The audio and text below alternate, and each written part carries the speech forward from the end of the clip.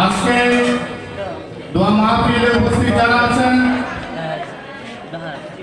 এবং যারা 2024 সালের পরীক্ষার্থী, আমি তাদের উদ্দেশ্যে কিছু কথা বলে আমি আমার বক্তব্য শেষ করব।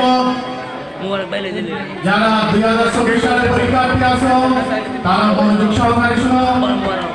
তোমাদের বৃহস্পতিবারে পরীক্ষা অনুষ্ঠিত হচ্ছে। তোমরা সকাল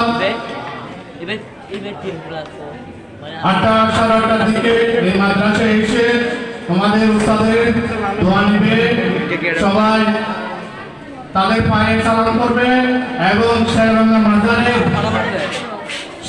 মাজারের জিয়ারত শেষ করে তোমরা তোমাদের পরীক্ষা দেওয়ার জন্য সিবাদলিতে রওনা দিবে। এরপরে সিবাদলি মাদ্রাসায় বড় হুজুর কেবলার মাজারে জিয়ারত করে তোমরা পরীক্ষার হলে প্রবেশ করবে। পরীক্ষা হলে প্রবেশ করার পরে তোমাদের টাকা দেওয়া হলে টাকায় লিখবা ভালো করে।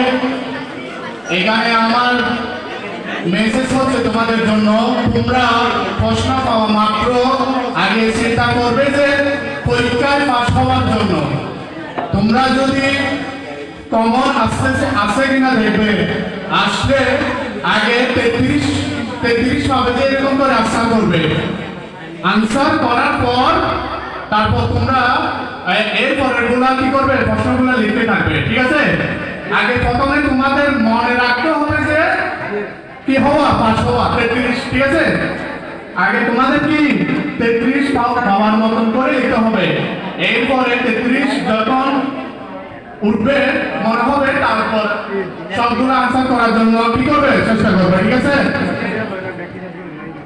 ঠিক আছে, তোমাদের পরীক্ষা ভালো হোক, তোমাদের উজ্জ্বল ভবিষ্যৎ কামনা করি, তোমাদের জন্য দোয়া রইল। আমি আমার বক্তব্য শেষ করলাম। Okay guys, many thanks. Your pleasure hearing. That's all today. See you next week. Thank you very much and God bless you all. Thank you very much.